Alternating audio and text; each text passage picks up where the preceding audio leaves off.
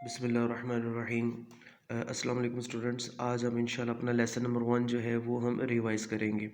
Lesson number 1 جو ہے ہمارا بٹن ہے۔ اس لیسن میں ہمارے 3 کریکٹرز ہیں۔ ایک مسٹر آرتھر لیوس ہے اور اس کی بیوی جو ہے نارما، جو کہ مسز آرتھر لیوس کے نام سے بھی اس کا نام موجود ہے ہمارے لیسن کے اندر۔ اور تیسرا جو کردار ہے وہ مسٹر سٹیورٹ کا ہے، جو کہ وہ ایک ایجنٹ ہے ایک انٹرنیشنل آرگنائزیشن کا۔ آپ جانتے ہیں کہ لیسن جو ہے اس میں مسٹر سٹیورٹ ایک آفر لے کر آیا ہے اور وہ ٹو پش دا بٹن، جس کے بدلے میں ان کو $50,000 جو ہے وہ آفر کرتا ہے، لیکن شرط یہ ہے کہ اس بٹن دبانے کے بدلے کوئی نہ کوئی شخص دنیا میں جو ہے وہ مر جائے گا whom they don't know، جس کو وہ جانتے نہیں۔ اینی ہاؤ وہ جو آرتھر لیوس ہے تو خیر اس لالچ میں بالکل بھی نہیں آتا، لیکن جو نارما ہے she got greedy to know about the $50,000 and finally she pushed the button and as a result her husband was killed by in a subway accident۔ ابھی ہم ڈائریکٹ اس کے کوسچن جو ہے وہ ہم ریوائز کرتے ہیں۔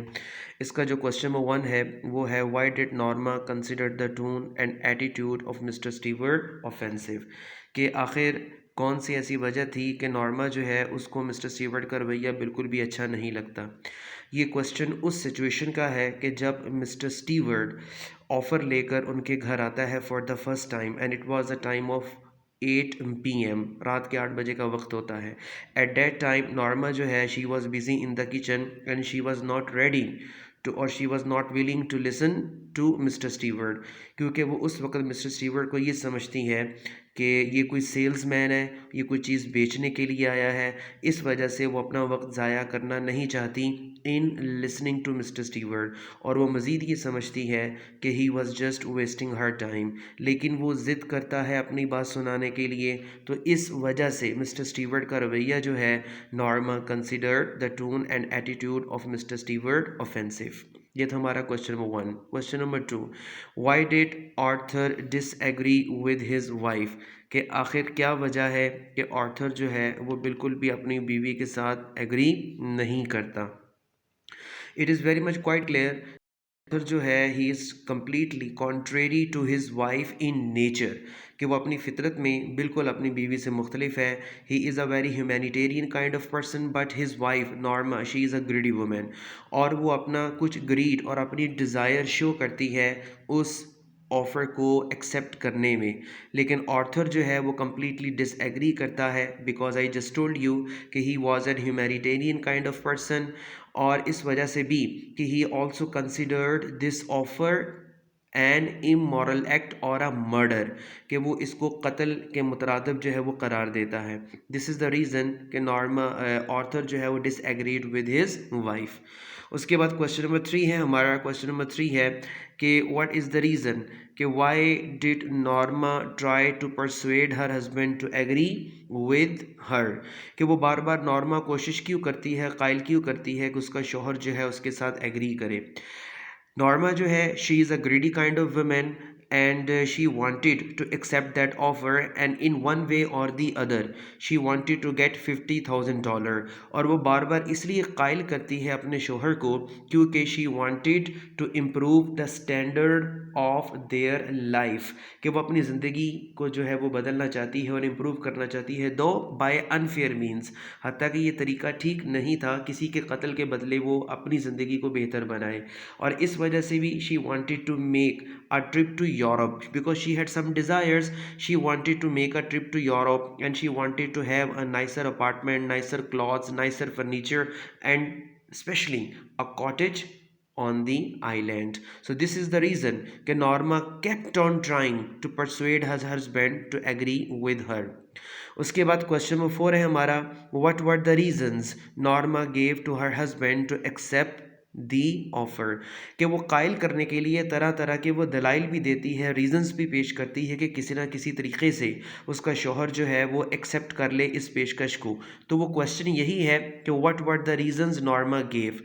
پہلی ریزن جو نارما دیتی ہے اس کو قائل کرنے کے لیے وہ یہی کہتی ہے کہ it might be a psychological research project that was or a game played by some millionaire, कि कोई हो सकता है कि कोई साइकोलॉजिकल प्रोजेक्ट नफ्सियाती तहकीक का कोई मंसूबे के ऊपर काम कर रहा हो, और a game played by some millionaire, कि कोई करोड़पति आदमी जो है वो इंसानों के साथ कोई खेल खेल रहा हो। और वो एक तो ये रीज़न पेश करती हैं, और दूसरी वो रीज़न ये भी पेश करती हैं कि जो शख्स, अगर कोई शख्स मर जाता है उनके बटन दबाने से, तो that would not be a murder, कि ये किसी भी सूरत जो है वो कत्ल कहलवा ही नहीं जा सकता। दरअसल जो नॉर्मा थी वो इस चीज़ पर बाज़िद थी कि किसी न किसी तरीके से वो $50,000 जो है वो हासिल कर ले बाय पुशिंग द। इस वजह से Norma kept on trying to persuade her husband by giving different reasons. कौन कौन सी, अभी मैं थोड़ा सा रिवाइज कर देता हूँ।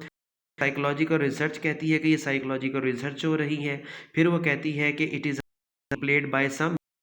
फिर वो ये भी कहती है इसके साथ साथ कि ये किसी भी सूरत जो है वो मर्डर हो ही नहीं सकता, इसको कॉल कर ही नहीं सकते।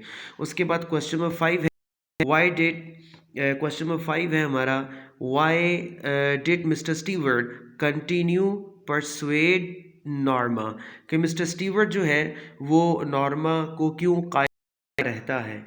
उसकी रीज़न है कि he continued persuading because Norma show great interest in the offer and on interest, जो मिस्टर स्टीवर्ट जो है वो रियलाइज़ कर चुका है कि she would fall a prey to his plan, कि वो किसी न किस तरीके से इसके मंसूबे का शिकार हो जाएगी। So this is the reason mister Stewart continued persuading Norma.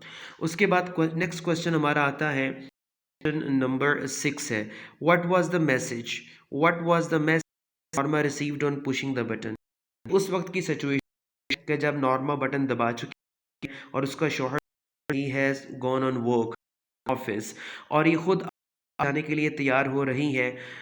उस दौरान क्या होता है, Norma received Norma received a call, और वो कॉल कौन सी होती है और कहाँ से होती है, कि वो कॉल जो है that is came hospital.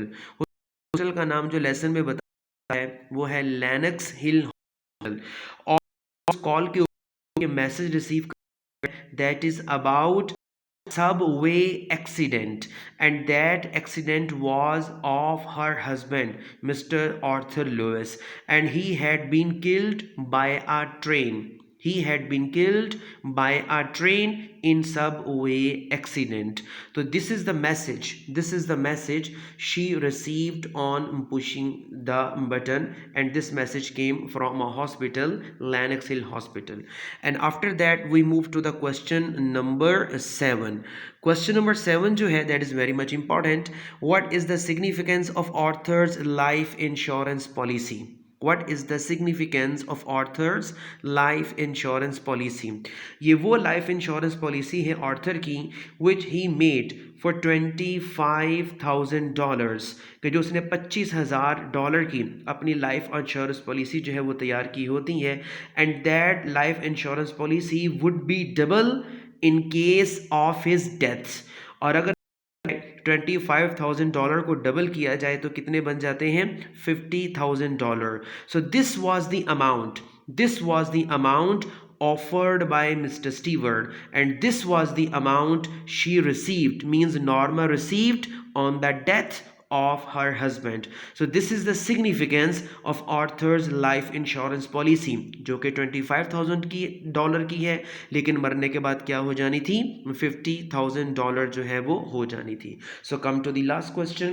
Did Norma remain normal on hearing the news of the accident of her husband? कि अपने शौहर की जो उसने खबर सुनी मौत की, तो उसके बारे में डिड नॉर्मा रिमेन नॉर्मल? तो this is basically the main question. No, she didn't remain normal on hearing the news of the accident of her husband, कि वो बिल्कुल भी नॉर्मल नहीं रहती। Actually she was all this was unexpected for Norma, and even she could not expect, she couldn't think कि by pushing the button और in the result of the pushing the button her on husband would die, कि वो बिल्कुल भी तवक्को नहीं कर सकती थी। And it was totally unexpected for him, it was totally unassuming for him, वो इस चीज़ की कभी भी तवक्को नहीं कर सकती थी। Therefore she was deeply shocked and lost her senses for the time being, कि थोड़ी देर के लिए बिल्कुल उसके होश जो थे वो अपने खो चुकी हुई थी. So Norma did not remain normal. No, she didn't remain normal on hearing the news of the accident of her husband. तो ये इंशाल्लाह ये था हमारा लेसन नंबर 1. इसी तरह हम 10 to 15 मिनट्स में इंशाल्लाह हम तमाम क्वेश्चन जो हैं इंपॉर्टेंट अपने तमाम जो है वो रिवाइज करते जाएंगे. इस तरीके से क्वेश्चंस को रिवाइज करने से एक तो क्वेश्चंस की प्रिपरेशन हो जाएगी, दूसरा हमारे जो मेन पॉइंट्स होंगे लेसन के वो भी हमारे रिवाइज होते जाएंगे. Thank you so much.